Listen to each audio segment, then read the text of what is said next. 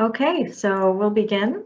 Hello, everyone. Welcome to the 10th virtual event of New Conversations 2.0 Initiative, a virtual tour that's building on the 2018 Provincial Awareness Tour that we did around the demographic realities and labor market challenges of New Brunswick.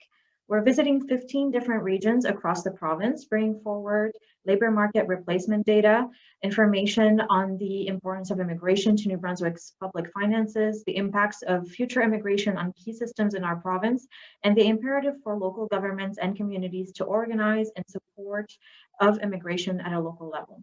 We're also making the space for people, employers, community members, newcomers, and really just everybody to share their stories and experiences of immigration.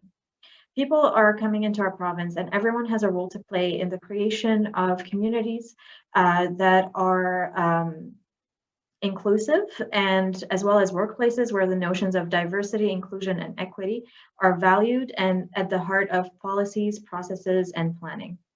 Immigration is an evolving issue in New Brunswick, and new conversations are still needed to ensure that new residents find meaningful opportunities and supports, and for them to end up choosing to call New Brunswick and your communities home.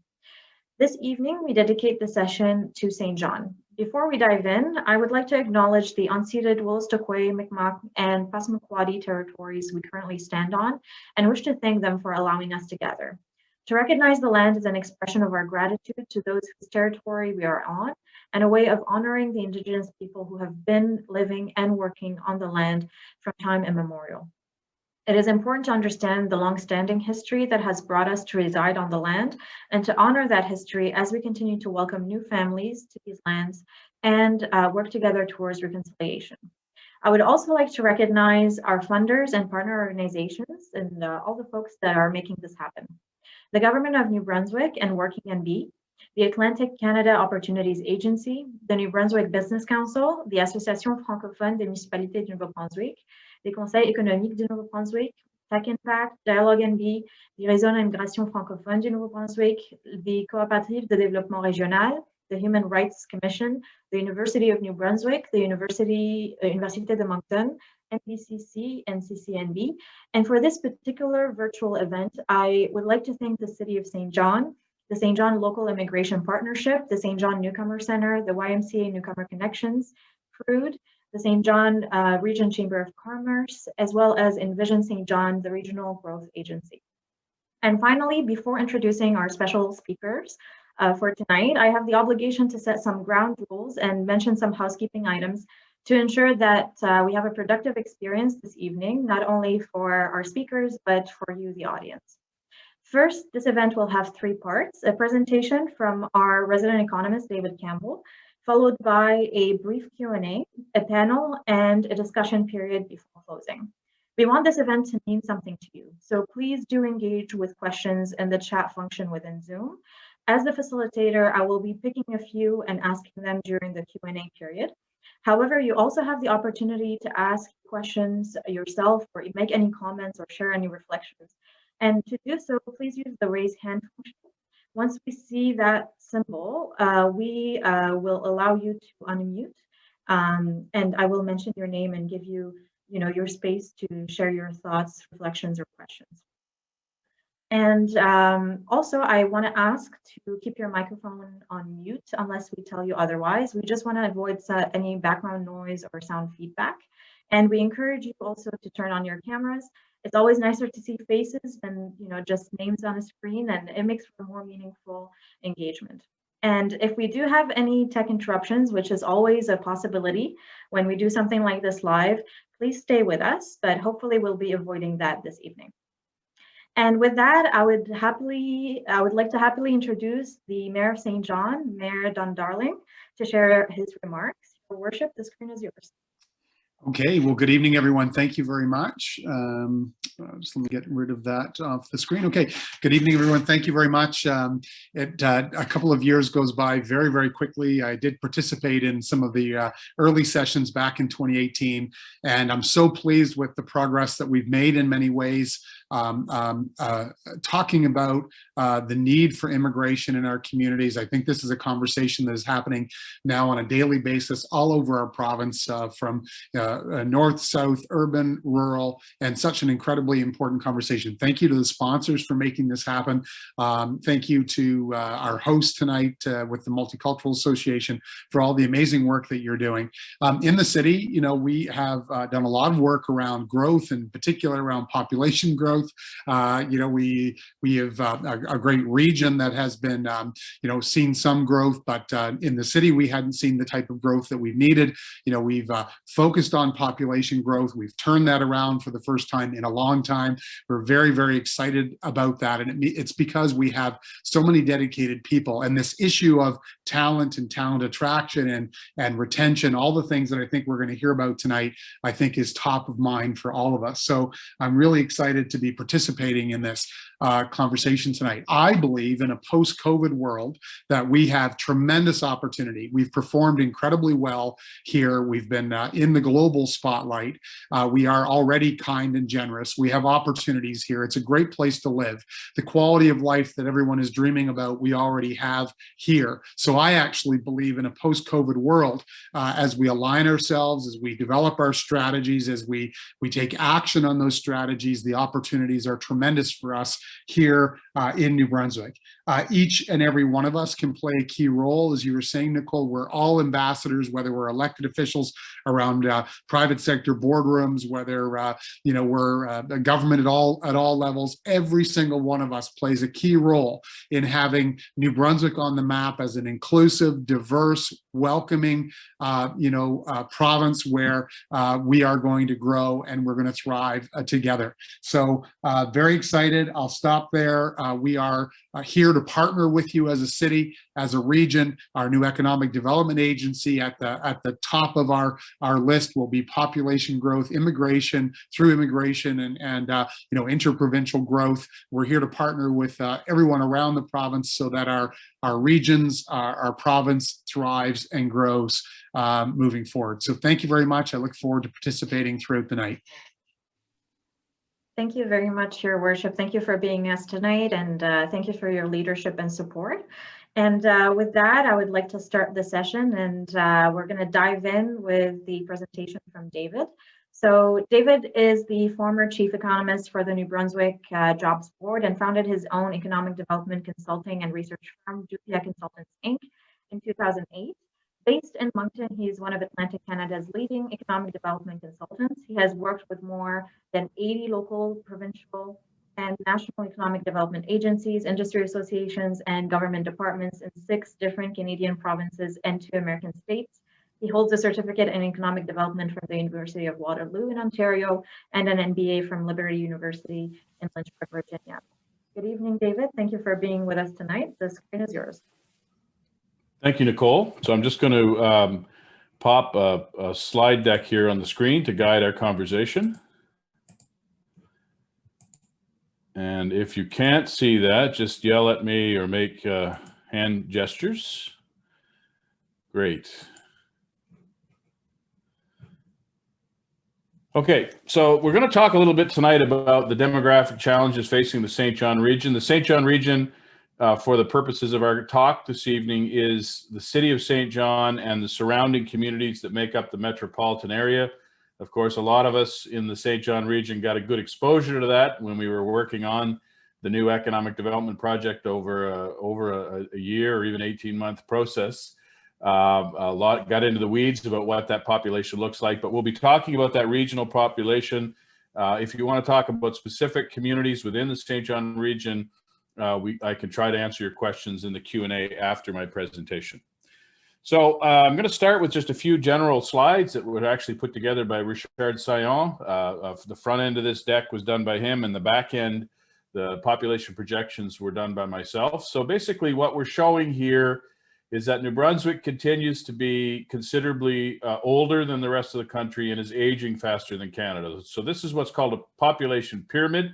And you can see by the shape, the real buff looking bar graph on the left hand of your screen is New Brunswick, which means there's a lot more people clustered in the 55 and up age cohorts, whereas Canada is a little better distributed in terms of its population. Lots more people, or a much higher share of the population under the age of 55. And of course, that's driving a lot of the demographic challenges in the province. It's having an economic effect, which we'll talk about.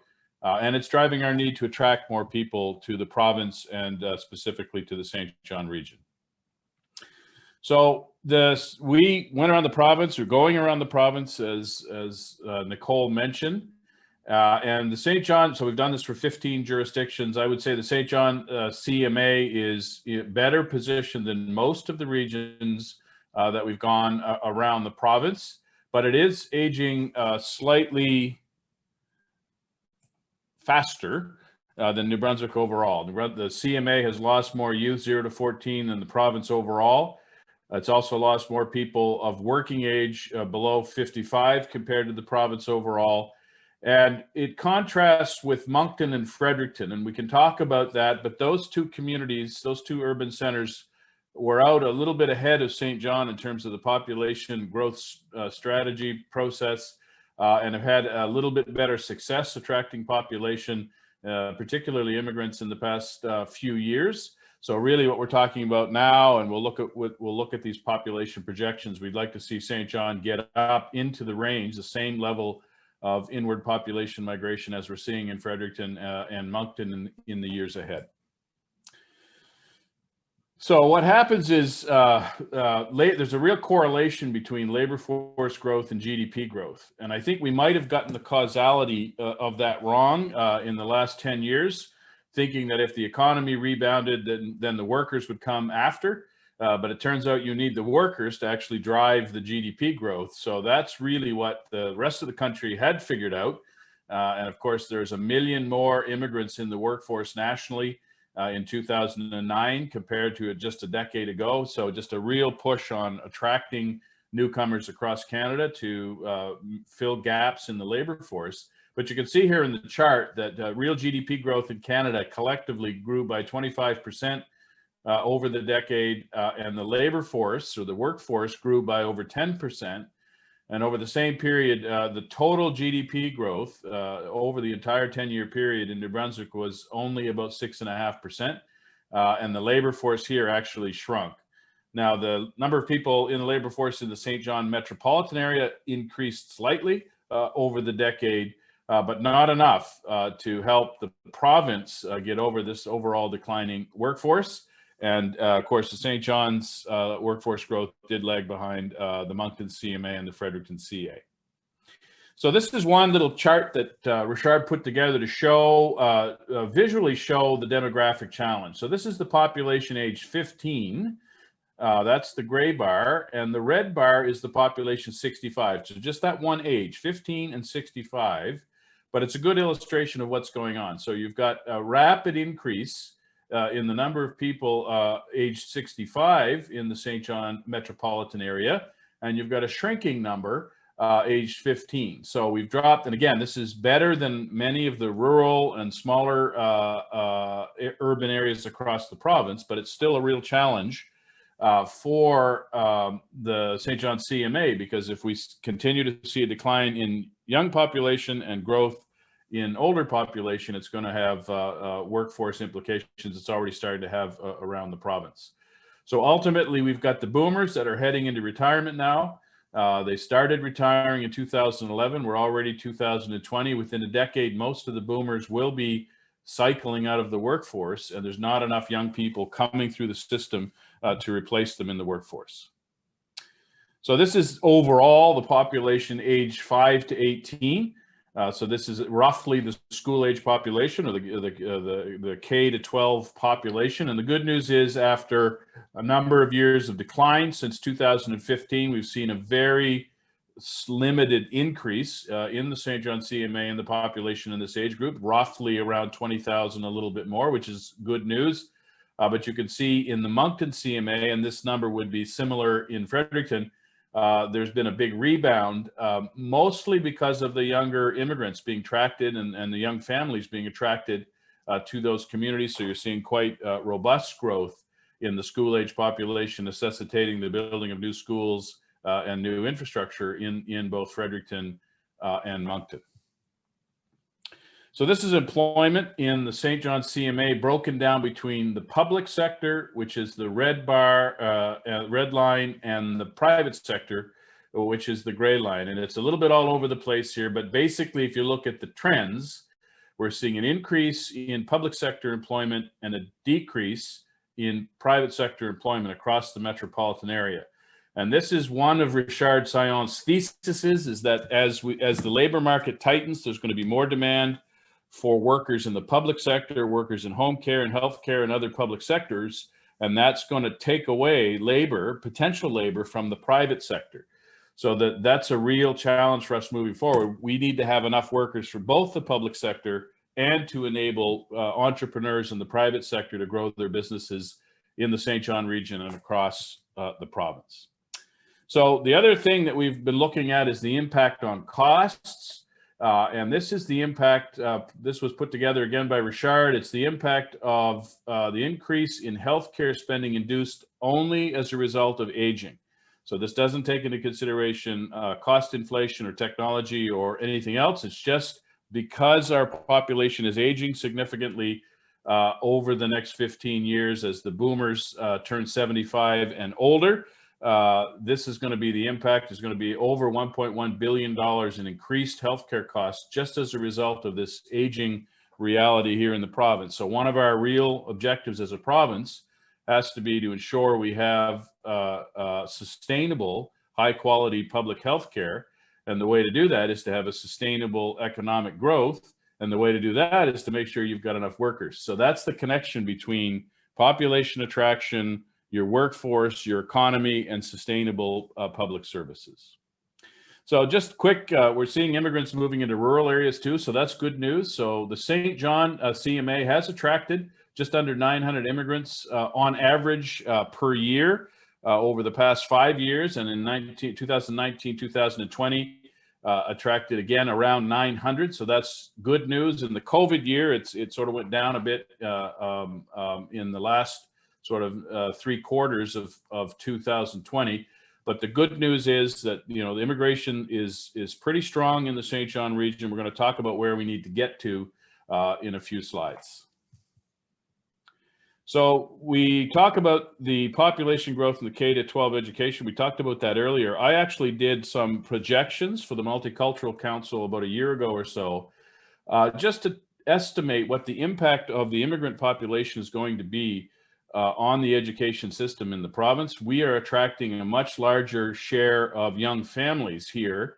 That is young people, young sort of married couples or young couples that have children already. We're attracting a higher share of those than, say, Ontario. And what that means is more students immediately going into or soon to go into the K-12 system across the province. And what that's doing is it's really helping to bolster our public education system in the province. So if you look at the blue lines here in this chart, this is the population born in New Brunswick in the K-12 system projected out over the next decade or so. So just among people born in Canada, so this is not including any immigrants or international students, you're going to see those numbers drop year over year, even as we have higher workforce demand.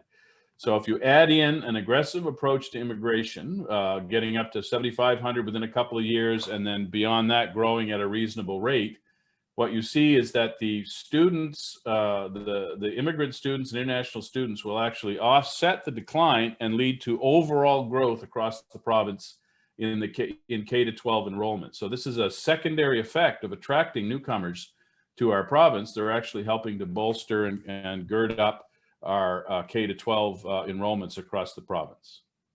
So now let's talk about the St. John region's population growth projections. Why do we need population growth? This question keeps coming up, and I'm sure it annoys the mayor and annoys lots of people, but we do have some New Brunswickers that don't understand why we need to grow our population. So I tried to explain a little bit earlier the link between population growth and sustainable public services. But basically, when it comes down to your industry and your economy, you have a number of industries that don't have to be in the St. John region. They could move anywhere. They could be anywhere. They're in St. John because they want to be there, but they need a workforce. There's over 4,000 businesses across the St. John metropolitan area, and some of them might have to leave if they can't find or access a quality workforce in the years ahead. So that starts with sort of your export-focused industries, because they can be located wherever they need to be located. So ultimately, we're talking about ensuring that St. John, which has the most export-focused economy of any urban center in the country, or one of two, has the workforce that these exporters need to continue to grow into the future.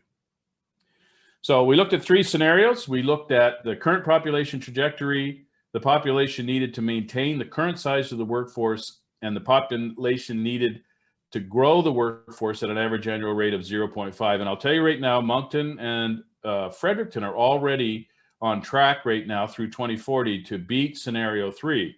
They're closing in on 1% per year workforce growth. So I think for ambition, I'd love to see the St. John metropolitan area get into that range and be a leader in population growth and workforce growth over the next 20 years. If Fredericton and Moncton can do it, so can St. John. So in terms of the methodology, this is going to be available on the website. It's not there now, but soon you'll be able to download this document on the website. Basically, the way we did this is the Statistics Canada does population growth projections for the province overall through 2068 across a number of scenarios. We took the high growth scenario for New Brunswick, and then we modified it for each of the 15 regions around the province based on the specific demographic characteristics and growth characteristics that we're seeing in those regions. So I would say no population forecast or projection is ever going to be completely accurate, but this does give us three potential futures for the St. John region based on three different scenarios. So these are the three scenarios. So based on current trajectory, we are projecting that the population in the St. John metropolitan area will grow by 9% over the next 20 years. So it is a population growth forecast. And as the mayor indicated earlier, the city has actually started to grow its population in the last few years as well. But if we look at current course and speed, we're only estimating about a 9% growth rate over 20 years. So that's fairly low in terms of growth rate compared to some other peers like Halifax and Charlottetown and so on in the region.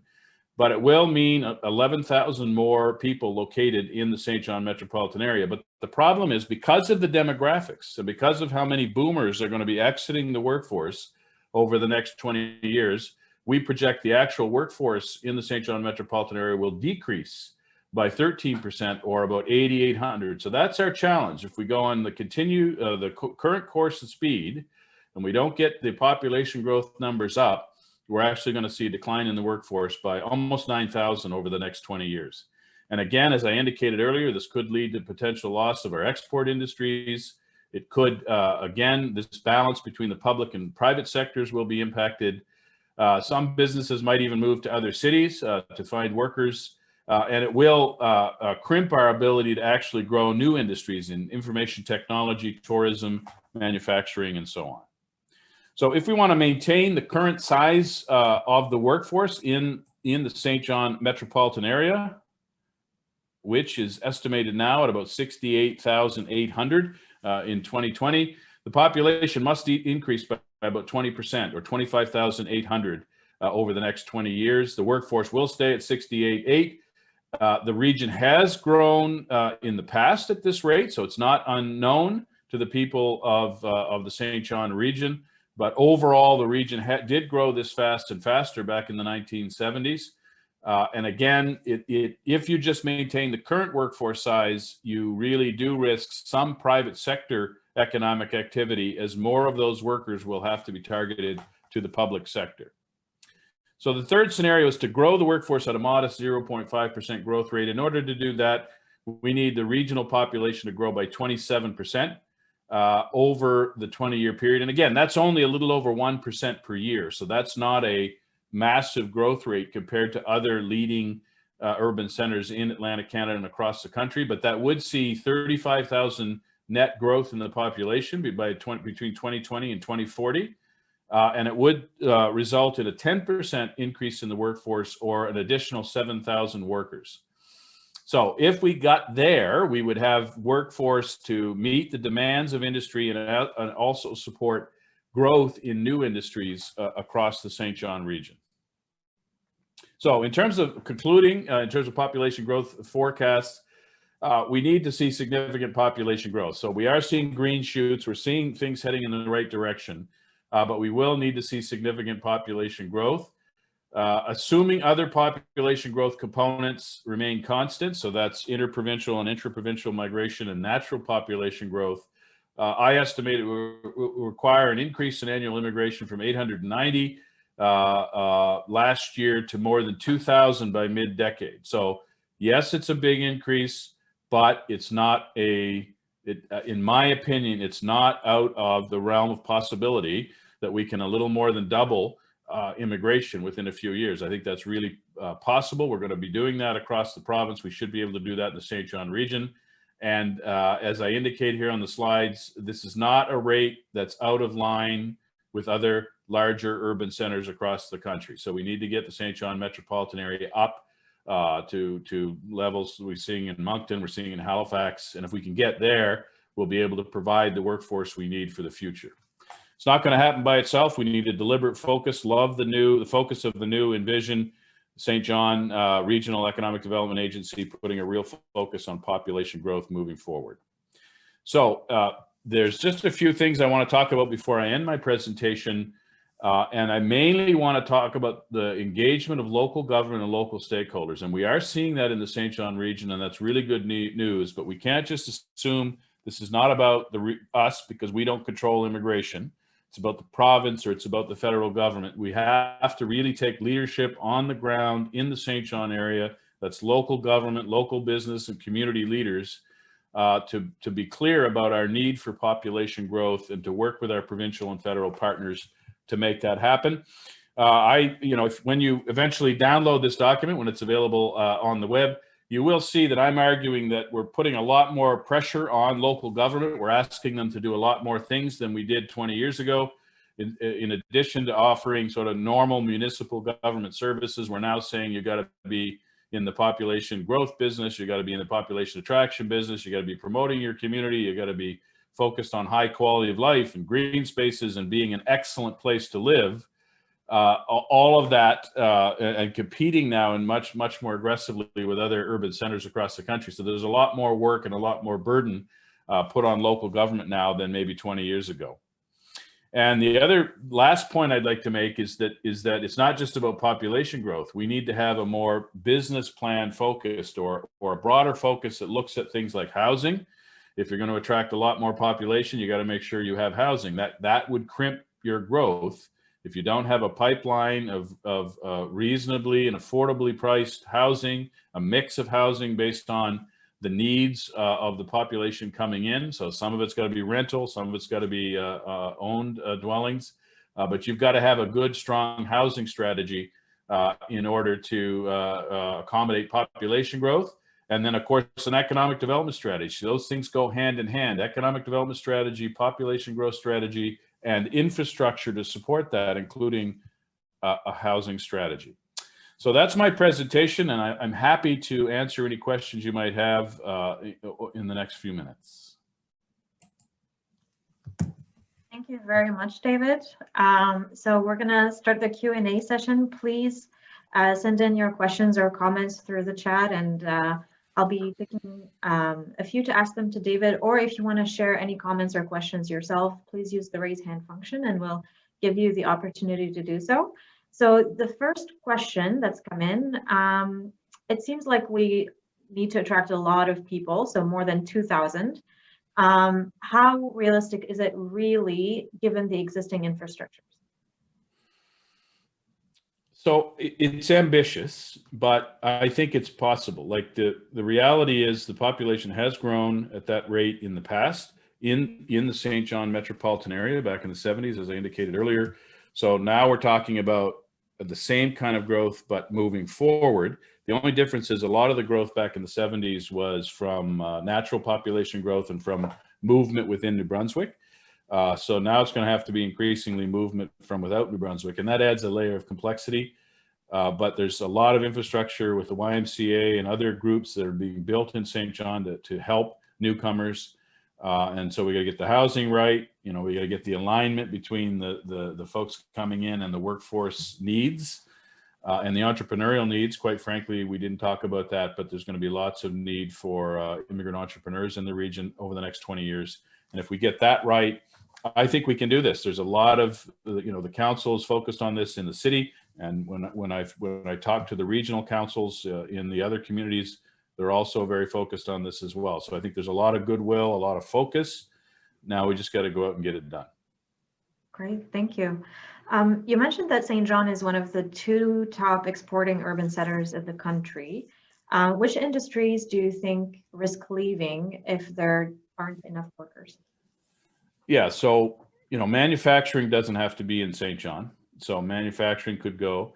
A lot of the service industries could reduce or decline their employment over the next 20 years. And the biggest risk is the head offices. So St. John has a larger amount of private sector head office employment than Moncton and Fredericton combined. And there is a risk over time that could be moved out of the region. I'm sure the big companies that are headquartered there, the Cooks, we're going to hear from Joel in a minute. They're very committed to the St. John and New Brunswick. But over the long run, right, they need to make sure they have the workforce they need in the head office, but also in their manufacturing and processing operations and transportation and everything else. So I think those sectors are at risk. I think the tourism sector is really at risk if we don't have a workforce. Incredible tourism assets in the wider area, if you think about the New Fundy Trail and so on. But if you don't have workers and if you don't have entrepreneurs running tourism businesses, it'll constrain economic growth in the region. Yeah, and actually, speaking of entrepreneurs, one question that's come in asks, do you see the province moving towards direct attraction based on succession needs of aging entrepreneurs? Yeah, I think it's getting closer. I think we've got a lot of work to do there, but I think there's much more focus on that. There's always been this issue of, businesses here not wanting to be overly public that they're interested in selling, worried about it deflating the price of the business, for example. But there's a lot of conversation about about working with the accountants and the lawyers and the business brokers in the region to be more aligned with, the folks that are going to retire and the potential investor immigrants coming into the region. So I think that is going to get stronger in the coming years. There's some kinks there, but I think it's the province is focused on it, and I think there's going to be a better alignment in the years ahead. Great, thank you. Can you speak a little bit to the opportunities that provincial municipal reforms could present if we get it right? Well, first of all, it's good to see that municipalities are getting a little more control over their destiny as a result of these reforms, in terms of taxing, in terms of other things that they can do themselves. Ultimately, when we look at this broader issue of municipal reform more broadly, which is what the Minister of Local Government is looking at now, I don't know. I can't predict where those things are going to end up. What we really need is better collaboration. And that can come through new structures, that can come through amalgamations, that can come through a lot of ways. But really, if you think about what the St. John and its surrounding municipalities did with this new economic development agency, Envision St. John, is they came together and voluntarily said, we're going to work on this stuff together. Population attraction, tourism development, economic development, and we're going to cost share regional service delivery. Now we still have to figure out what happens with the local service districts. But at the end of the day, that's really what I think the golden opportunity here is, instead of just one city or one or two municipalities bearing all of the burden, that collectively regions around the province will cost share, but also benefit share. So, this issue that a lot of the rural sort of LSDs and other smaller communities say, yeah, you're just doing it for the city, or you're just doing it for one or two municipalities. Well, that's not really what we're talking about here. We're talking about economic zones around the province, and we're talking about cost sharing, population growth focus, economic development focus, and so on, to benefit everybody in all municipalities in the various regions across the province. So I'm optimistic we'll get there, but it's a it's tough. We've been trying to do a second generation of local government reform in this province for 60 years, 50 plus years. So it's a challenge. But at the end of the day, you really want to have a regional focus when it comes to not only economic development, but certainly when it comes to population attraction. Great, thank you. Do you feel it's possible, so this question kind of touches on two questions that came in the chat. Do you feel it's possible to attract domestic immigration from other major cities in Canada, particularly among millennials who are perhaps less entrenched in the present communities and cannot afford to own homes in places like Toronto and Vancouver, especially given, the COVID realities with remote working being a new reality? So I think so. I don't know the extent of that. Like there's heightened competition. Halifax has a big campaign to attract millennials and attract folks from the larger centers. I do work in Kingston. Kingston is trying to attract, workers. If you look at smaller cities across Canada, they're all trying to go after that coveted market, which is folks that want to leave, say, Toronto, Montreal, and Vancouver and find lower cost jurisdictions to live in. So I don't know the extent of that market. I certainly wouldn't base my entire population growth strategy on that. I think that would be a very risky business. I think there will be very discrete opportunities to attract folks from these areas, and I'm very interested to see how the opportunities New Brunswick and local agency efforts to attract people from across Canada, how those pan out in the end. But ultimately, it's not a substitution for immigration. The population growth across the country, as I said before, the labor market growth is entirely immigration. The born in Canada number of people working in the labor force in Canada did not increase between 2013 and 2020. So if you want growth countrywide, it's going to have to be newcomers, and that will be the case in New Brunswick as well. So let's do that. Let's put a full court press here. Let's also try to attract folks from elsewhere in Canada, but let's understand that immigration is going to be key to this. And the other thing is, a lot of people moving here, if they bring their job with them, that's great. But a lot of times they come here and there's not necessarily a job for them. They buy a house really cheaply and they move here, but then they're not really aligned with the demand in the labor market, and they get frustrated. So we really need to be looking at aligning the folks that are coming here to the jobs on offer and the opportunities on offer. And that's up and down the labor market, highly skilled, management, IT, but also manufacturing, transportation, and other sectors of the economy as well. Thank you. So this question comes with starts with an apology for the simplistic modeling of this hypothetical argument. But what is the best way to counteract, or the simplest way to counteract people who say, if only we could get the Irvings pay their fair share of taxes, most of the problems in the city would be fixed. They only want to bring in more immigrants to keep paying low wages and to keep profiteering. So this issue of immigrants and wages is one that comes up across Canada, across the US. There's always this concern that if you flow in a lot of people, it will constrain wages. And there's actually, there's been a number of studies, and, some have said yes, some have said no. But at the end of the day, you could constrain immigration and it would push up wages. If you look at Northern Canada as an example of that. So if that's the vision we want for our region and our city and our community, that we have, yes, we constrain labor, and yes, it does put upward pressure on wages, but it pushes out investment and it pushes out a lot of industries. You have less people working, earning more salary, but it's mostly local jobs and healthcare and local services. So you're really hampering the economic calculus, right? The fiscal calculus. You need private sector jobs, paying taxes to fund public services. So we want to see moderate upward pressure on wages, but we don't want to get out of whack with the rest of the country, because then that will lead to disinvestment. So it's a challenge. We need our companies to be more productive. If they're more productive, it should push up wages naturally.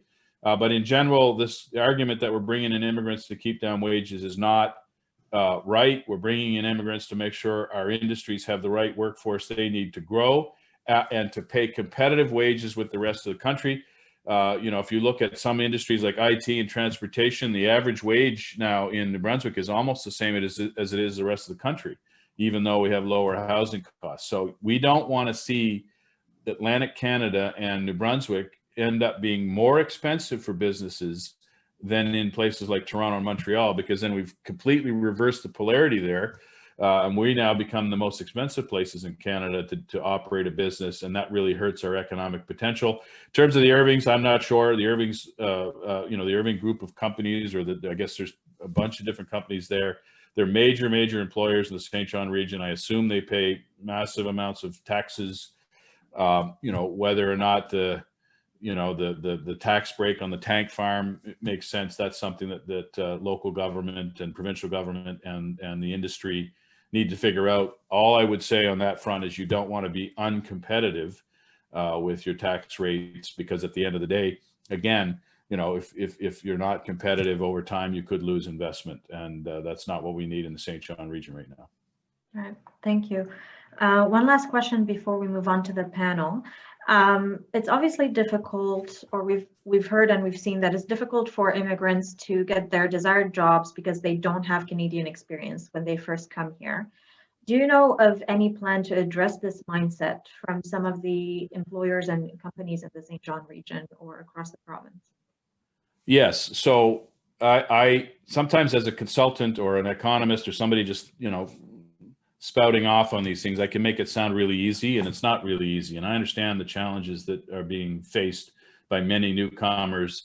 So I'm not trying to be cavalier about it. Please trust me on this. But hopefully with Future Ready and the new focus on experiential learning, that's going to make it easier. There's a provincial government focus now on trying to make sure that every newcomer to the province can use Future Ready and be, particularly the international students, to get specific work experience in their field in the province. So hopefully that's going to help. That's going to help us go a long way to ensuring that newcomers can get Canadian experience in their field. But this is one of the challenges we've had all along in the province is, we bring in, and this is true, we brought in a number of economists from places like Ukraine, very, very talented people, but there's just not enough demand for their services or their work here. So what we've tried to do, and now increasingly, is try to give them work experience, try to find opportunities with universities and so on to use their skills, and maybe even look at entrepreneurial ventures. But at the end of the day, if you have an economy that doesn't need economists, you probably shouldn't be attracting a lot of economists. And I don't want to be mean about it, but it's so we really need to be as careful as possible in terms of alignment with workforce demand, so that people coming here can expect, that their skills are going to find a home in the labor force. It's not that easy. I understand that. You have spousal employment, right? You have one person coming in with a set of skills. You have a spouse that has a set of skills that aren't aligned with the workforce. So I'm not saying it's easy, and hopefully Future Ready will help. But the short answer to your question is, with the focus on experiential learning now and trying to give everybody an opportunity to get a job, at least temporarily, where they can get some experience in their field in New Brunswick, I think that's going to be a lot better in the coming years. Great. Thank you so much, David. We'll see you after the panel during the discussion period. So we have a panel filled with very amazing individuals today, and I'm excited to present to you all of our panelists and for them to share their remarks with you. So first off, we have one of our newcomer panelists, Alexandra Valencia. Although her hometown of Quito is the highest capital city in the world, Alexandra is very much enjoying the life at sea level in St. John. She and her family have been in Canada for the last 3 years. She works at the University of New Brunswick. She's a board member of PRUD and a member of the Newcomer Advisory Panel for the St. John Local Immigration Partnership. She volunteers for Courage in Action, an organization that is dedicated to empowering women who are going through adversity. Her work is a great source of pride and inspiration, as we can all imagine. She has previously worked for the embassies of the UK, Japan, and Canada in Quito, assisting companies, organizations, and educational institutions from these countries in pursuing their interests in navigating the Ecuadorian market. Alexandra is passionate about creating opportunities and connecting people, The common denominator of her job has been contributing to a positive change in the lives of people through synergies, partnerships, and strong people-centered approaches. Hello, Alexandra. Thank you very much for being with us tonight. The screen is yours to share your experience and your thoughts. Thank you, Nicole. Good evening, everyone. I'm truly honored to be here with you tonight. Thank you for having me. And my name is Alexandra Valencia. I am originally from Quito, the capital city of Ecuador. I am going to share my story and perspective as a newcomer. I came to St. John with my family towards the end of 2017. I love it here. St. John is home. And at this particular time in life, in the midst of a pandemic, I feel privileged to be here. My connection with Canada started 3 years before I moved to Canada, when I accepted the job at the Embassy of Canada in Quito as their education promotion coordinator. This job provided an amazing opportunity to learn about international education in Canada. This led my husband and I to explore the possibility of him furthering his education and re-career in Canada. So he applied to a couple of MBA programs across Canada. He got accepted to 2 universities, UNB St. John and one in Vancouver. The program offered by UNB St. John was unbeatable in terms of the content, co-op component, length, and cost. So this is the program he decided to pursue. This is where our journey began. And we haven't yet figured out whether we chose St. John or St. John chose us. During my first few months here in St. John, I was committed to ensure a smooth transition for my then 9-year-old son. So I didn't really look proactively for jobs. That allowed me the time and opportunity to attend English classes and to learn more about the Canadian workplace culture. 3 things soon became clear. My resume needed to be adjusted to the Canadian format. I was going to need Canadian references, and I needed to figure out which of my skills were going to be most relevant for the type of jobs I was interested in. My fellow newcomers will probably agree with me that looking for a job is a full-time job. So for a few months, that became my almost full-time job. My first interviews were anything but easy. Although deep inside of me, I knew that I would be able to perform the duties and responsibilities of the jobs I was applying for. During the interviews, I would find myself struggling, trying to make my previous experience relatable to the job descriptions. I didn't lack the experience, but I lacked the connections and understanding of how things are done in St. John. At the same time, I found myself in the dilemma of whether I should find a job first or register my son in an after-school program first. The paradox of what came first, the chicken or the egg, applied perfectly to my dilemma. Given that after-school programs fill quickly before the beginning of the school year, I decided to opt for the latter, even though I didn't have a job. Because my job search was not producing the results I expected, I thought I would try to reinvent myself and resurrect my entrepreneurial spirit. So building on some business experience that I had as a franchisee of a used company in Quito, I decided to do the Business Immigrants Essential Program, which brought the opportunity to do the Venture Validation Program with Economic Development of Greater St. John. These programs were eye-opening and made me think that I could create a future for myself in Canada by using my previous international education experience back in Ecuador. Big shout out to Matt George and Dakota Lutz. This is how, with the amazing support of these 2 programs, I developed the business idea and I incorporated the business in Canada, which I will gradually develop over the years. While doing this, I took every single opportunity I had to build my network. I volunteered with the St. John Free Public Library, the St. John Newcomers Center, the University of New Brunswick's MBA program, and Prud Inc., of which I am currently a proud board member.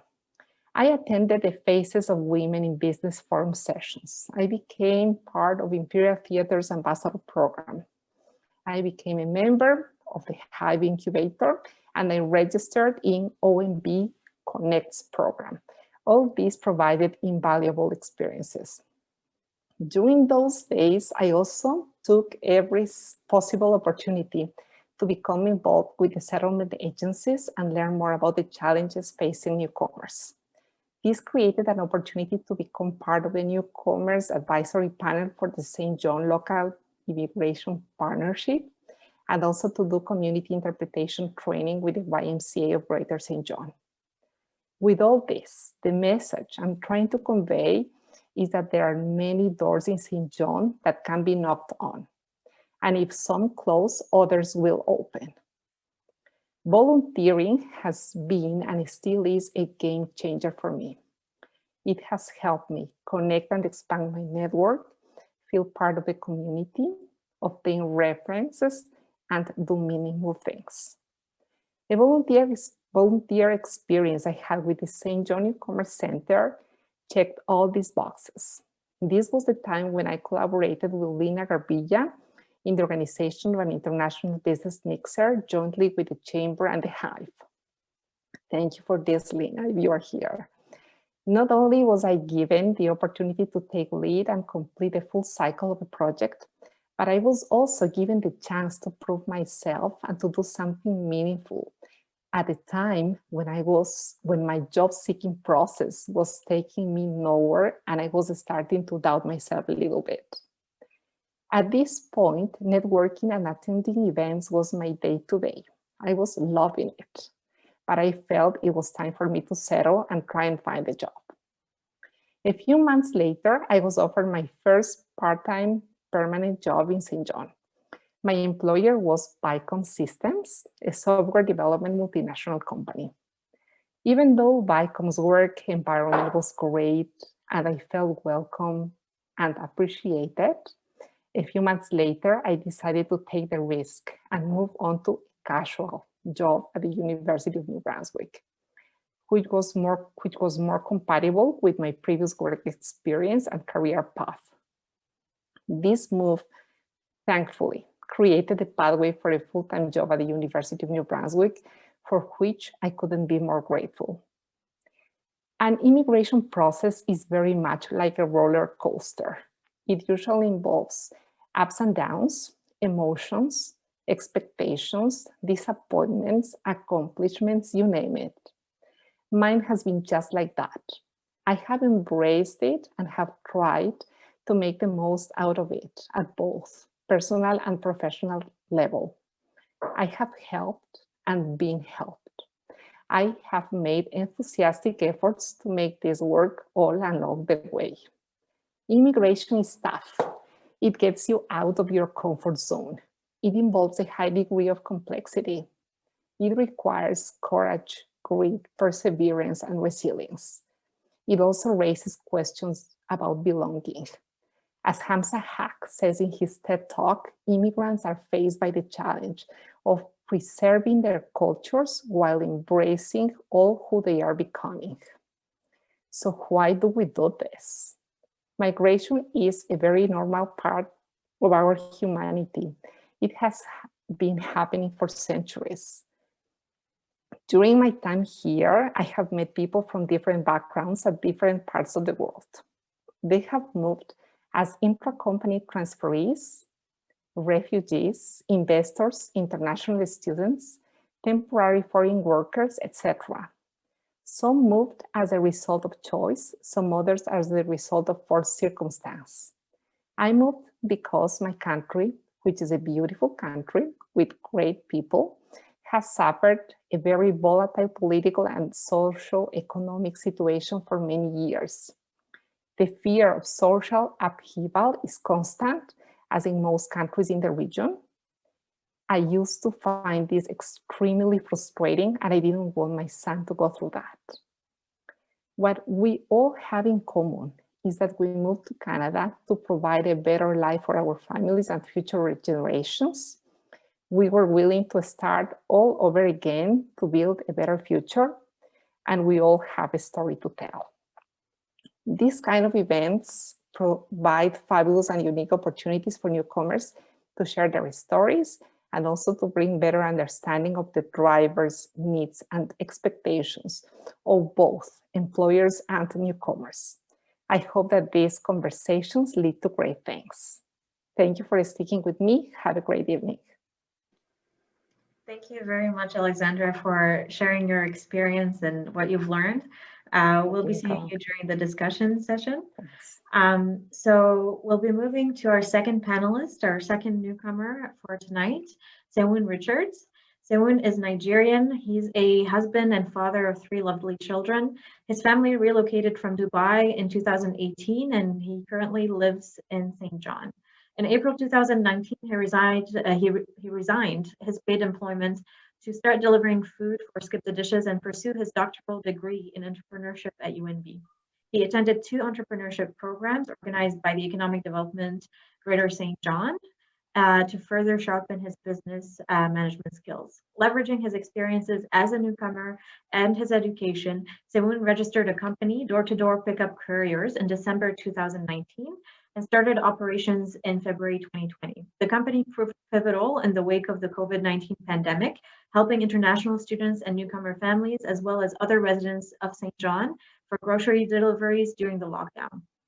The services of the company are also demanded by restaurants and local businesses in the city, and it was contracted for Amazon Prime delivery and has currently grown to over a dozen workers, hiring other newcomers from Nigeria, Cameroon, Kenya, Jamaica, India, Syria, Iran, Morocco, Sudan, Nepal, you name it, as well as local Canadians for its daily operations. Sewun is focused on using his experiences and studies to contribute to the entrepreneurial ecosystems in New Brunswick and to foster population growth, to forward to the population growth agenda of the province. Thank you very much, Sewun, for being with us tonight. The screen is yours. Thank you, Nicole, for having me. I appreciate it. Thank you so much. I also acknowledge the presence of His Lordship, Don Darling, David Campbell, and my fellow panelists. I'm just going to share my story with a very short slide. Just permit me. So I target immigration journey. I'm going to share a couple of things I passed through and a couple of things every other newcomer in the province and this city, go through. The introduction by Nicole has been made already. So in July 2018, my family arrived, in Canada full of expectations. And however, there are lots of challenges, that were waiting for us ahead.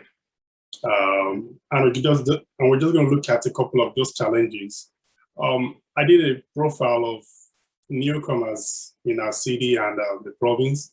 We fall under 5 major categories: economic immigrants, the federal pool, PNP, IPP, our friends who find themselves here as asylum seekers. We have international students who are coming here to school, and we also have investors as well as entrepreneurs looking to buy into businesses. And lastly, we have family reunions. Now, each of these category of immigrants and newcomers, we all have peculiar needs and challenges that we go through. It starts with the economic immigrants. Number one, an average economic immigrant is having like about minimum of 5 years experience, under the belt. And so the first thing we are looking forward to is career advancement. Next thing we want to look at, how to get a house, settle, and healthcare because of the growing family. I take myself as an example. I'm a father of 3 lovely children.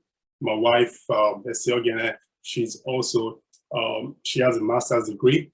And it's been tough, getting the job, that would, advance her career. I was in that situation as well until I looked at other opportunities for me to fulfill my potentials. On the next cadre of newcomers we have are those who are seeking asylum here. Number one to them is housing, job opportunities, and career growth. It's amazing to know a number of all our friends in that category who are medical doctors, who are professionals, who also have skills, artisans, but the challenge they face is those skills cannot be translated here because of a couple of reasons. The need to get certifications to practice what they need to do here.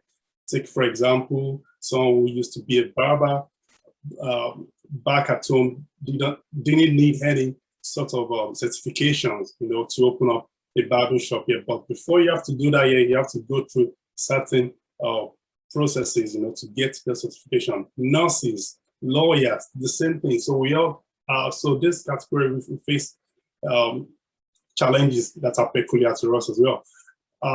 The international students, housing, number one, job opportunities after they finish their school, and healthcare as well. These are the things I believe, would make them stay. And investors are primarily looking for business opportunities, the market size, and that's where population of the city matters a lot. The bigger the population, then the larger the market size and the potential. And we also have family reunions, parents and elderly siblings who are coming to join fellow newcomers here. Housing, quality of life, healthcare. One of the things that goes, that cuts across all of us, this category, just goes under three. Number one, job, career advancement, housing, and healthcare. And I believe this is a challenge, that we all as residents of the city and also the government, can form a very solid collaboration to provide solutions that will definitely elevate these challenges and problems. Number one priority for everyone who is in up to the 4 categories out of 5 is job. Everyone wants to get a job. I will not overflow this because this has already been said. I would like to talk about matching expectation with preparation, which is very important. The expectations newcomers have when they come into the city, into Canada, is very high. However, those expectations are not met with the right, reality that was expected, that was anticipated. So that's why I say preparation is very key. And now, I'm just going to go further right now and just say a couple of things newcomers are doing, to make sure that they settle in the city. Number one, we are learning new languages, English or French. We're also pursuing education, either professional qualification or academic certifications, just to advance our career or to get that right job, to compete on a fair level ground with the locals and everyone in the job market. Number 3, we also have people having to switch careers. Engineers are, switching to IT. IT are switching to PMP, BA, and even there are lots of professionals who are taking jobs in customer care center, which definitely, that's not what, they were hoping to get to. We have a lot of newcomers in call centers, switching careers, and this definitely, it's not what they bargained for when they moved into the city. And on the 4th level, we have newcomers who have just taken the bull by the horn and have just decided that they want to explore and fulfill their potentials. They're going to entrepreneurship, trade, and import and export. We have different categories of businesses that are opening. And lastly, we have those who unfortunately cannot get any of all these 4 things, but they're just volunteering their time at various outlets till the next move is made. I'm going to share this next slide with you, which is where I am today right now. By the grace of God, when I looked at my own story, I decided I was going to just take the bull by the horn. I resigned my appointment, and I told myself I was just going to pursue what I feel would give me satisfaction. that launched me into two things. Number one, I registered, I enrolled for my PhD program at UNB.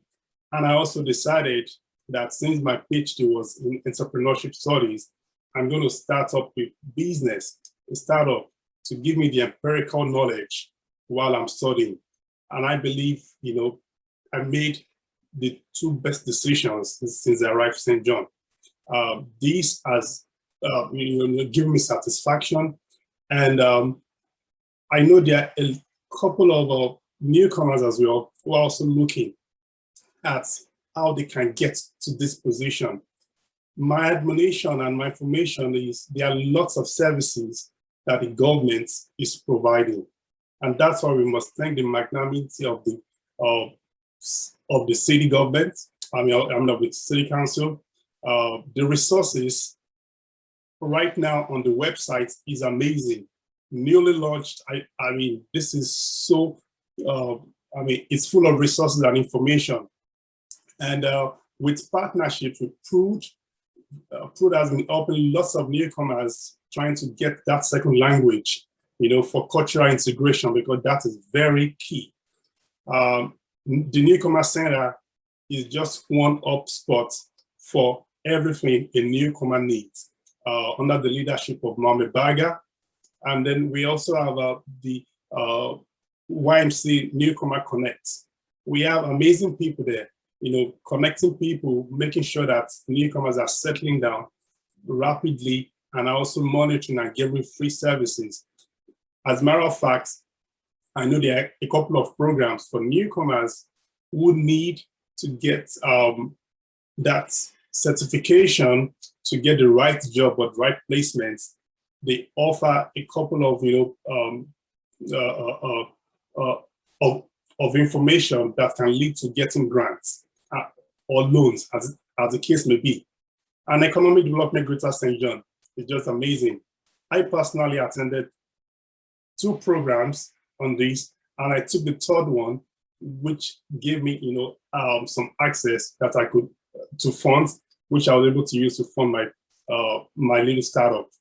And we also have this St. John Local Immigration Partnership. This committee are predominantly immigrants, newcomers like myself. We are the ears and the eyes of people, and then we bring this problem.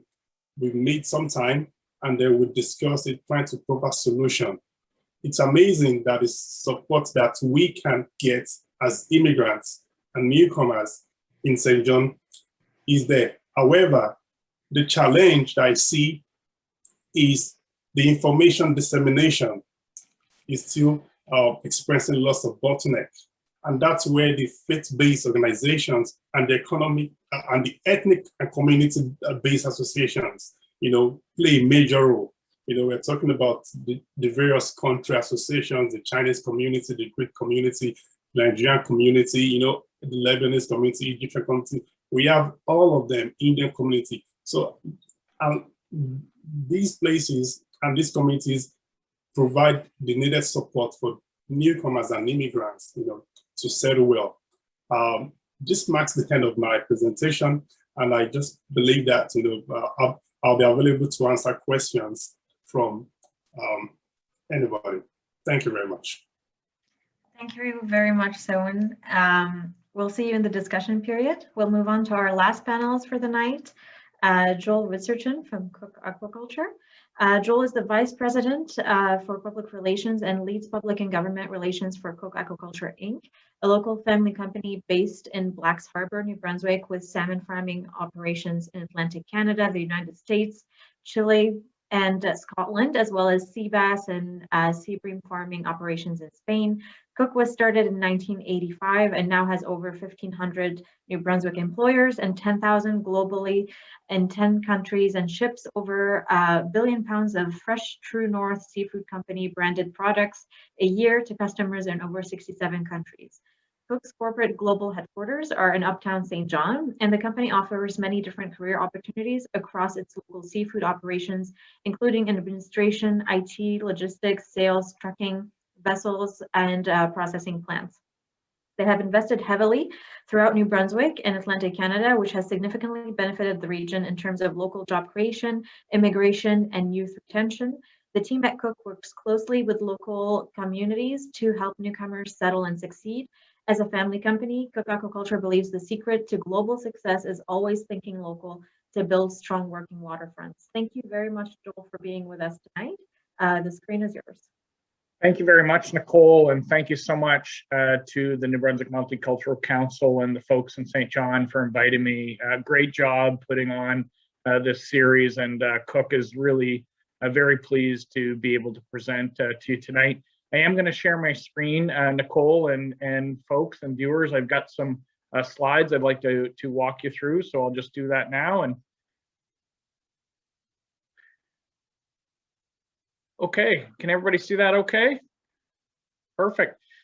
So Cook Aquaculture, as Nicole said, we are a New Brunswick-based family-owned company. It was started actually 36 years ago by Glenn Cook, his father Gifford, and his brother Michael. And they started the company down in the Charlotte County area with just 5,000 salmon in one basically a homemade sea cage at the time, all those years ago, back in the 80s. And the company has since grown tremendously through Glenn and the family's sheer diligence working with folks to grow the company. And we now have about 10,000 employees around the world and a couple thousand employees here in Atlantic Canada alone. And we've been very active taking a leadership role in St. John and the greater St. John area and Charlotte County and throughout New Brunswick and Atlantic Canada to help attract and retain and bring new families and newcomers into the region. This just gives you a little bit of a snapshot of where we're at around the world. Obviously, you can see here up in New Brunswick, which is our corporate global home base, and our head office is in Uptown St. John. But we actually have operations in 10 different countries around the world, and we sell True North seafood branded products to about 76 different countries around the world. Not just farm salmon that we do in New Brunswick and Atlantic Canada that we grow and raise sustainably locally, but we have a variety of different species of other seafood that we purchase from other fishing companies and seafood companies, but also we do farm shrimp down in the South America, Central America region as well, in Honduras and Nicaragua through Seajoy, which is a premium farm shrimp company.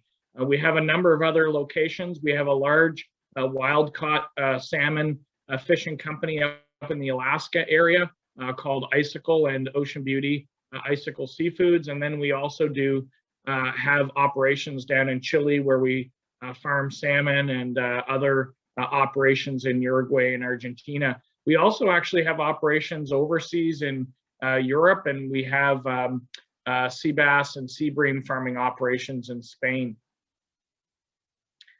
Just to give you a little bit of a snapshot, Nicole mentioned that we have grown to about 10,000 employees around the world. We do harvest about 25 different species of seafood. As I mentioned, we operate in 10 different countries. We've got about 26 different processing facilities and manufacturing facilities around the world. And some of our larger facilities actually for salmon processing are right here in New Brunswick. We have a very large salmon processing plant right in St. George, where we have, at this point in time, we have upwards of about 450 to 460 employees down in St. George. And then we have another processing plant in Blacks Harbor, which is the home base for Cook Aquaculture globally. We ship about 1 billion pounds of fresh seafood every year, which is equivalent to about 65 Eiffel Towers, if you can compare it in weight and size all around the world. We operate about 665 different vessels on the water any given day around the world. And those vessels obviously are crewed and staffed. And we have a lot of folks right here in New Brunswick and Atlantic Canada that operate vessels out in the Bay of Fundy and around the Atlantic Ocean every day. Just to give you a little snapshot of our operations here in Atlantic Canada, on the right-hand side here, you'll see one of our sea cages or ocean pens over in the Bay of Fundy, and then we operate also freshwater hatcheries. We're what's called an egg to plate operation. So all of our salmon is raised right from a tiny salmon egg, which is naturally sourced as a St. John River Atlantic salmon, and then we rear them right up to adult size all the way through their life cycle to be harvested for seafood, for shipping both domestically, supplying the Canadian market with fresh salmon, but also the US and export market and internationally. Across Atlantic Canada, we have a number of different freshwater hatcheries. The green dots would represent those hatcheries where we raise the juvenile salmon, and then they're put out into our ocean sea cages to all of these red dots, which are our farming sites. And we have farming sites all across Atlantic Canada and Maine, the coast of Maine. And then we have processing plants located in all of the Atlantic provinces, actually. And if you ever go to Sobeys or Loblaws and buy smoked salmon, or down to North Market Seafood in the city market and buy our smoked salmon, most of that, actually all of that smoked salmon is done right in downtown Charlottetown, where we have a smoked salmon facility. So we also operate in Charlotte County, just outside of St. John. We have a net manufacturing facility. Of course, all of our sea cages have nets in them to contain the salmon, and we have a large team there in what we call a net loft. And we're always looking for new employees to work with us. And we've got a lot of newcomers actually that have brought their expertise in net mending and net manufacturing from around the world to New Brunswick. And it's been a great benefit for us in helping us with our net manufacturing and net processing operation. Trucking is a major part of our distribution. I'm sure that you've seen our Truly Fresher salmon trucks. We actually have opened a new trucking depot right down on the Golden Mile on the west side of St. John within the last couple of years. So we've got a large fleet. I believe we're up to about 130 salmon trucks that deliver fresh salmon to all the major grocery stores in Canada every day. We're exporting. So we're always looking for truck drivers, and our trucking division is called Shoreland Transport. And we welcome truck drivers from different places who come here and are looking for an opportunity to drive both long haul, but also short haul. We have a lot of different types of trucking needs available. As a very vertically integrated company, we also manufacture and produce a lot of our own ingredients and feeds and things for all of our salmon. And both in Truro, Nova Scotia, but also in Charlotte County, we have some feed manufacturing facilities which require a lot of expertise, and we hire a lot of people to work in that. And those plants actually support all of our Atlantic Canadian Maine operations. We also operate in St. George. We have a styrofoam manufacturing facility for all of our packaging, and we're actually bringing in and doing a lot of cardboard manufacturing as well now. And that has been a busy side of the business. So we continue to grow that side to be able to provide fresh product and frozen product out to the grocery stores. This is a distribution center actually over in Dartmouth, but it would be similar to the back end of our facility in St. George, where we both do the salmon processing, but we also distribute directly from our facility in St. George. You've seen North Market Seafood down in the city market. This is an operation that we also own and operate and serve the local community. Nicole touched on a variety of the different types of careers and folks that we're looking for. We are a full-time year-round operation. We hire for careers, and these are not just temporary jobs or part-time jobs. We are looking for people to work with us. So we have corporate services, professional services, accountants, lawyers, administrators of all kinds, full IT shop. Our global IT operations are based in St. John, and we have multiple locations where we're looking for IT professionals at any given time. Logistics and shipping and distribution is a major component of our business, as I mentioned. Fish processing in St. George and Blacks Harbor, obviously, very key, and we're always looking for people to work in our plants. vessel crews. You may see some of our vessels down in the St. Andrews area out in the Bay of Fundy. Marine maintenance, truck drivers, net loft workers, scuba divers, engineers, veterinarians, research scientists.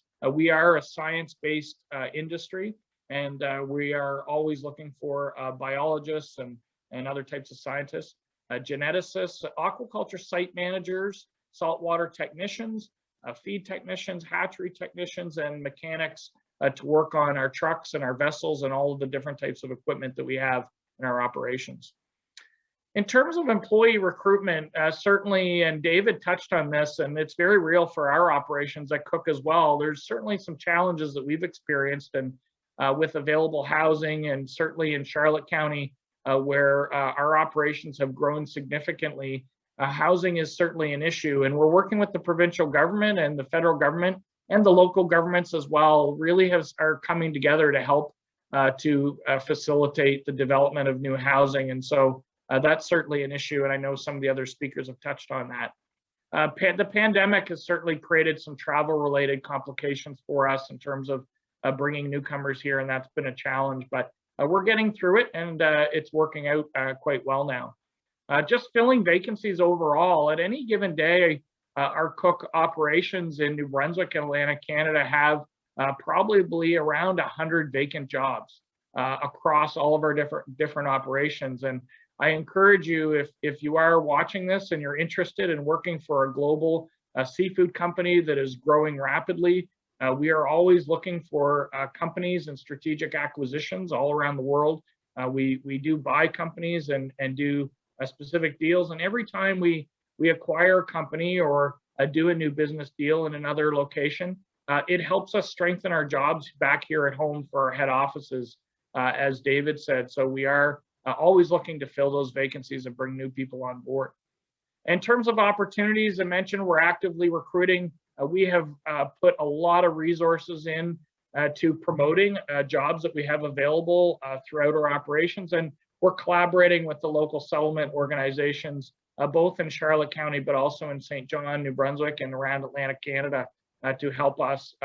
We really do believe as a family company in New Brunswick, and we're truly blessed in New Brunswick with a lot of family-owned businesses, but there is a true responsibility as a New Brunswick-based family company to help people settle and help them become part of our New Brunswick family, and that's something that we truly believe in at Cook. And just providing new opportunities as we continue to grow. We don't want to see people stay in the same type of career or same job throughout their career with Cook. There's tremendous opportunities for advancement because we are a global company.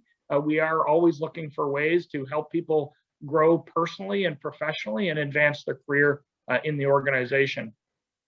We do work with folks from different parts of the world, and we've actually been very successful in recruiting from Russia, the Ukraine, Romania, and the Philippines have been kind of four areas that we've continued to bring newcomers in, along with a number of other countries to help us with our vacancies, providing new careers. So as we say at Cook, an ocean of opportunity awaits, and if anyone is interested in a career with a growing New Brunswick family-owned company, we'd love to talk to you and encourage you to visit us at mycookcareer.com. Thank you very much, Nicole. Thank you, Joel. So we're going to move on to the discussion period. And while we don't have a lot of time for that, we're going to do our best, and we'll see how it goes. And if we do go over time, thank you for those who stick around. And if not, this session will be recorded and available on our website. So you can, if you do have to leave, you can definitely check it out after this session. So the first question goes to David. In terms of challenges that are facing the region when it comes to population growth, what is the #1 challenge that needs to be overcome right now? You're on mute, David. Sorry about that. Yeah, the #1 challenge is pretty hard to nail it down. I think if you're talking about the New Brunswick public, I think the #1 challenge is just to make sure they understand that we need to grow population in general and understand why that is. We've had good public support. It's been, we've emerged in recent years with stronger public support as people seem to understand, the relationship between workers and the economy in general. So I would say the number one issue is just to make sure our politicians, the public in general, understands that we need to go through a period of 20 years now, or maybe 30 years of robust population growth in New Brunswick to ensure we can continue to be the kind of society we want to be, one that offers great public services, that offers, we don't see upward pressure on tax rates. We're already paying relatively high taxes here in the province. So if we want good quality of life in our communities around the province, if we want good quality public services, if we want to be a place where we can retire and have good quality services, but also raise our families, young families, in a high quality environment, we need to have strong economic growth, and we need to have the workers and population to do that. So that's, I would think, the number one issue. Great, thank you so much, David. A question that's come in for Joel. Obviously, transportation is a big issue in all of New Brunswick, and certainly in Charlotte County, and even in the greater St. John region. Do you have some sort of shuttle operation that allows newcomers to live in St. John but work in Black's Harbor facilities, or people without cars, how do they manage? We've actually been looking at this, Nicole, and we've been talking about the idea of actually putting on a salmon shuttle from St. John, the St. John Salmon Shuttle. So it's an idea that we have been talking about, and you may recall earlier in the pandemic, earlier in late summer, early fall, we did a series of drive-through job fairs in St. John. They were very successful. And we ended up hiring a number of people to go work in St. George, and mostly at our processing plants, where we had a tremendous need during the pandemic because our inventory was so high at that time. And a number of those folks have decided just to stay on with us. So we are looking at a variety of different options, and we recognize that because we are located on the processing plant side outside of the city of St. John, and for some folks it can certainly be a challenge for transportation. But I think as we ramp up our hiring and our recruitment, and we have more people that have a need and demonstrate a need like that, then it's certainly an option that we're open to, and we're always looking for new ways to be able to accommodate people, for sure. Great, thank you so much. One question for Sewun. As an immigrant entrepreneur, what would you advise newcomers coming into the region, and who are willing to invest, such as you have, in the region? Okay, all right, thank you so much. So in a bit to answer that question, I liked this slide. I actually had a slide for that. There are 5 challenges that immigrants and entrepreneurs would face. Number 1 is cultural alignment. So in this, you need to align your culture, your ideas, and your business model to the culture. I mean, St. John is a unique environment, right? I mean, and most of us come from different part of the world. So we need to understand, the cultural, matching, needs to blend. And I'll cite a very good example. I think she's on the line as well. Her name is Christine. She's a Nigerian, and she does great African attire, but she's had a very excellent way of, merging it to the culture. She had this cheddar woody, fantastic, and I see lots of Canadians, locals, wearing it, which is amazing. So that's a very key example of, aligning your cultural differences. Then the market size is also one of those challenges I need to look at. You have to know the size. St. John market is not as big as you see probably from your home country. And then number 3 is hiring of workers. This is an area that we also need to look at. Access to fund is also a big one that we also need to look at. Access to fund and cultural alignment. You can actually get lots of support from EDS, Economic Development Greater St. John. They are doing an amazing job. You can also reach out to PRUD.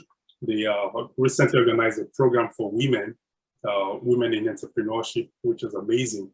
And the 5th one, which I find that we still don't have a solution for right now, is processing permanent residency for new hires.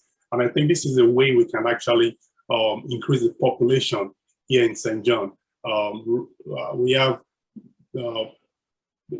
startup immigrants, entrepreneurs, barely like 1 year, but they need, workers. But we can't get them to, we can't get to process their residence permit for them because our businesses have not been up to 2 years. So like that's still a challenge.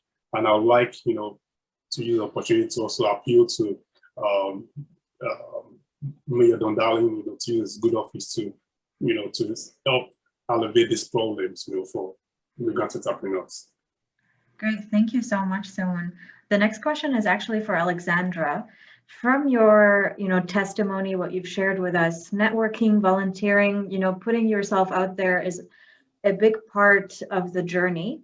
What is your advice now to newcomers coming in a COVID reality, with social distancing and quarantining and, everything that's happening, the new reality, I guess. So what's your reflections on that, and what would you advise new immigrants coming into the region?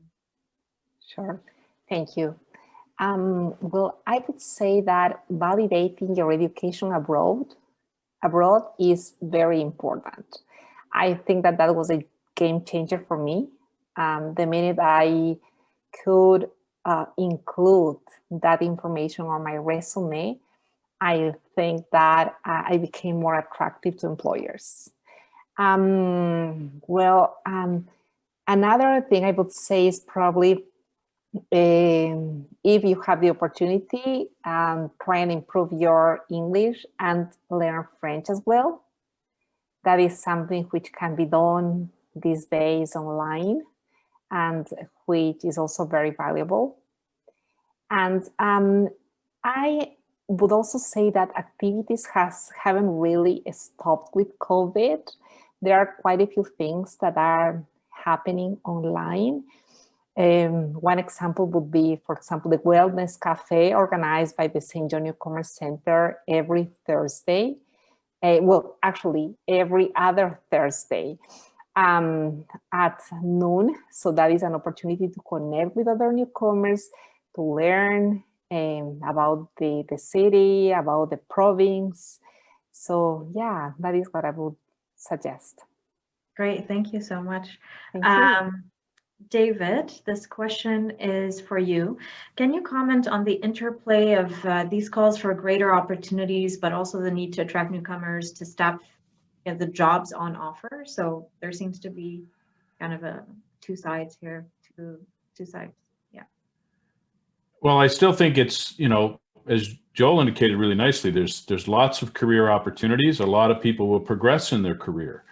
So I think what we want to avoid as much as possible, and I know it's impossible to completely avoid it, but you really want to avoid somebody with, a set of skills over here. Let's say they're an accountant or a lawyer or an architect working in a job that doesn't require any of those skills, right? Like a retail job, let's say. So that's what we want to avoid. Now, sometimes to get Canadian experience, immigrants will work a variety of jobs, and I understand that. But at the end of the day, we do want to try and find alignment. Now, again, if let's say an architect does come and they do take a job that's not in their field to get some Canadian experience where they try to figure it out, I think Alexandra's point about skills and alignment there in terms of your education and background relative to the jobs on offer. But at the end of the day, for the community, it makes good sense to try and find alignment. So if you need fish plant, workers on the fish factory or the fish floor, find people that have the skills and interest to work those jobs. And the more alignment, the better moving forward. So that, I don't know, there's no easy answer there. I know a lot of folks come and really struggle. But at the end of the day, we're going to need people up and down the labor market. We're going to need entrepreneurs. A really great presentation this evening on that. But at the end of the day, you don't want to have a situation where people are working in jobs where they're massively overqualified for that job, because it's not good for the employer in the long run, and it's not particularly good for the employee either. Great, thank you so much, David. There's one hand that's raised from Adebayo. Adebayo, we're going to give you the permission to share your question or your comment.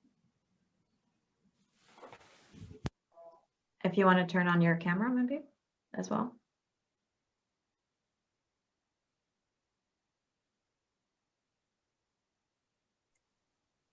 Yeah, thank you very much, Nicole, for for handling this. I must really commend you.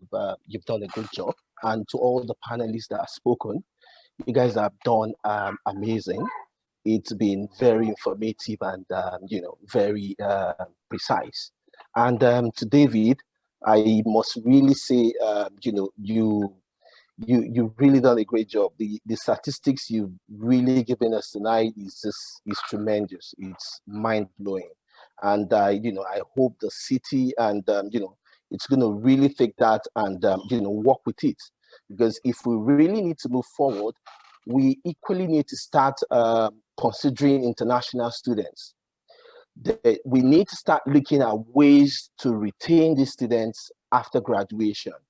We don't want them to come in here and leave the province or leave the city after graduation, because when they can't find a placement or they can't find internship, they can't find jobs, they become frustrated. So they are forced to look elsewhere. So the city and the province needs to start looking in that direction. We need to keep them after graduation, and at the same time, we could help them with getting placement, internships, and this will probably make them commit to a long-time stay in the city and the province. And also another key point that we need to consider is the fact that we could actually employ the services of international recruiters. Have them go out there, set up programs, and find a way to lure the students or to invite, to actually bring them in here to come and study. Because if you find out an average international student comes in here with not less than at least, ranging from 30,000 Canadian dollars or more. And this is a very good way to build even the microeconomics of the economic of New Brunswick and and the city of St. John as well. So the city needs to start looking in that direction, because it's a very easy way to bring in international students and make them settle in here. And at the same time, Joel, thank you very much. I'm still going to touch base with you tomorrow in the office. I work for Cook Aquaculture, and I can tell you that it's really a fantastic place to work, and I'm proud to be one of the family. Thank you very much.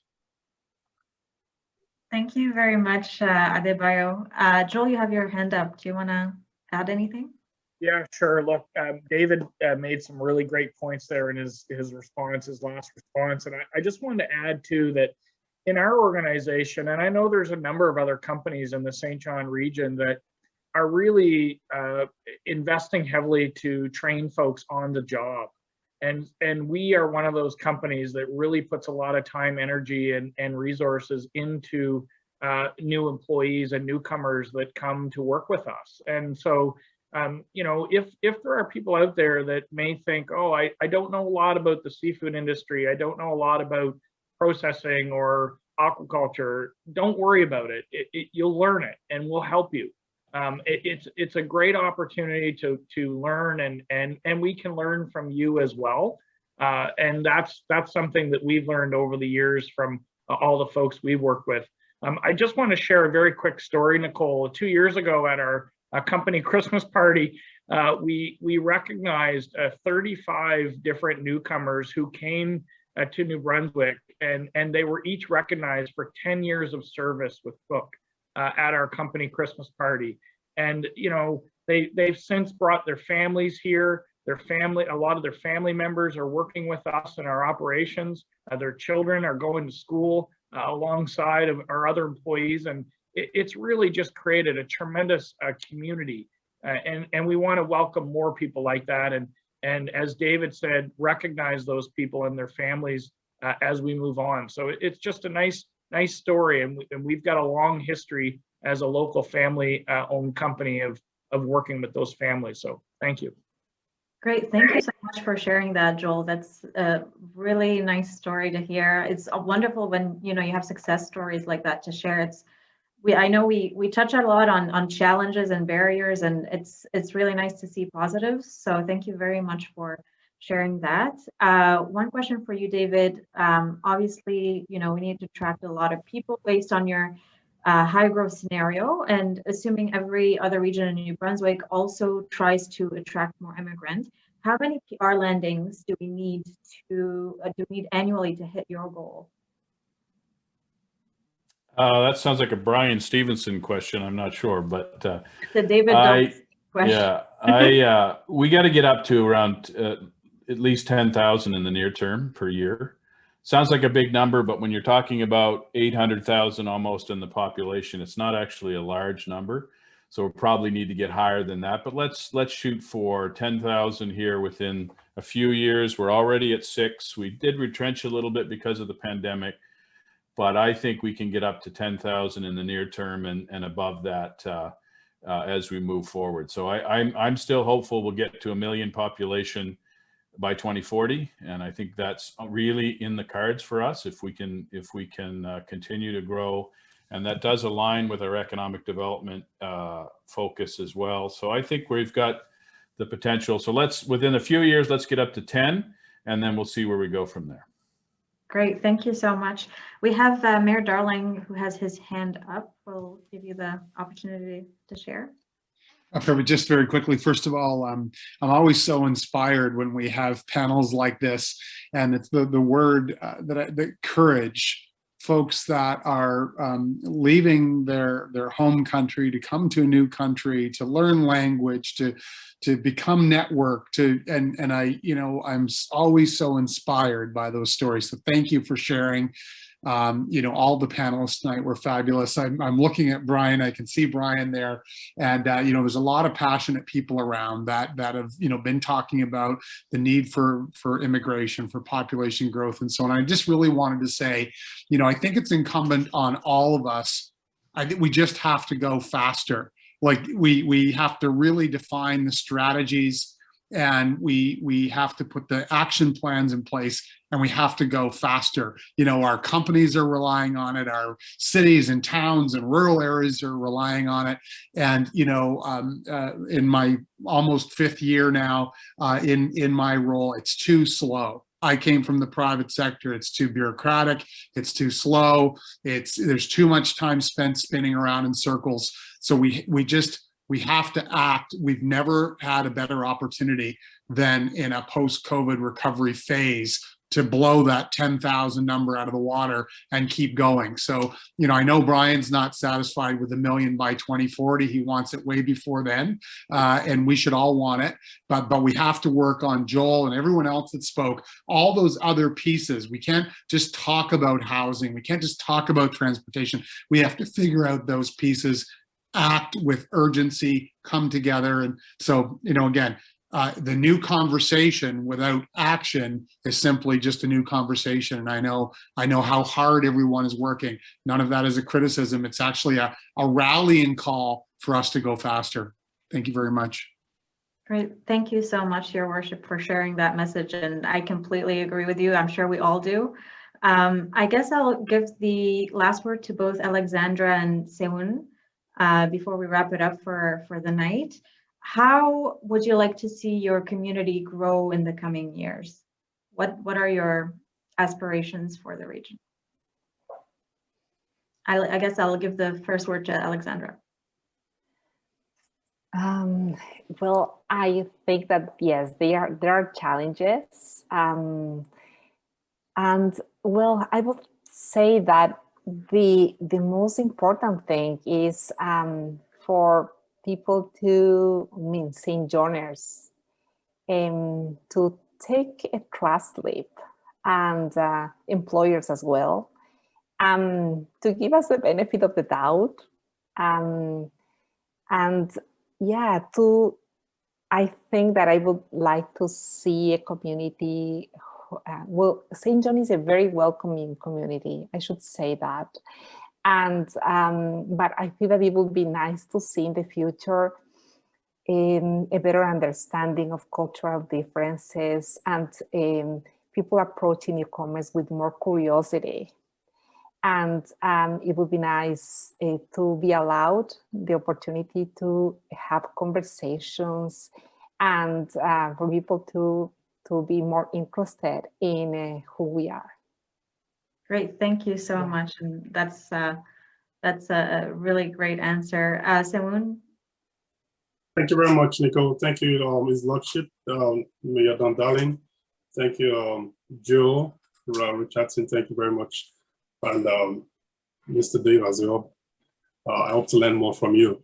The St. John I envision and hope to see is a vibrant St. John full of opportunities for newcomers. I hope to see a St. John where a professional with 10 years experience, is coming to St. John and is confident that his expectation of getting a job that would advance his career is fully met. I would love to see a St. John where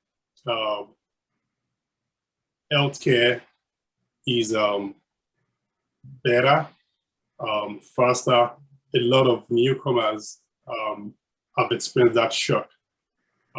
My wife inclusive, having to wait in the hospital for 6 hours and having to wait for appointment for 1 year, 2 years before she can get into the appointment, before she can get attention. It's a lot of headache. I love to see a St. John where all the cultures and people from various walks of life are working together as one. I'll give kudos to the community. The St. Johners are amazing people. They're welcoming people. I've lived in about 25, I've visited about 25 countries but I've seen lots of love in St. John, and I'm not trying to, make anyone happy right here. St. Johners are lovely people. We need to work together for the growth of the economy and the population. They go hand in hand. I'd like to close by what G.F. Kennedy said. To us, the newcomers, we should not think about what the government can do for us. But let's start taking proactive steps to think about what we can do to grow St. John. To entrepreneurs like myself, let's keep forging ahead. Those challenges are real. Those challenges could scare you. Those challenges are enormous. Let's keep determined. It's in that determination that we get to our destination. And lastly, I love to say St. John where my son Jaden, my daughter Zara, and my last born Joel would say in the future they are from St. John. That means they like to stay in St. John because of the opportunities they're going to see. Thank you. Thank you so much, Semun. That's the best message to really end this session. So thank you so much. Thank you to all the panelists. Thank you to David. So we're obviously, 20 minutes over time, but I think it's really worth it. Thank you for everyone who stuck around with us. So we're going to end the 10th virtual event of New Conversations 2.0, and we're very excited to see how things move forward in the region from here. For more information on this initiative, on our panelists, please visit the website newconversationsnb.com. You also will find the virtual calendar for the session, for the tour and the sessions that will come, so that you can register. And you will have all the resources, including David's presentation, the regional report, as well as basically both of those coming in the coming few days. And thank you, everyone, and I hope you have a good evening.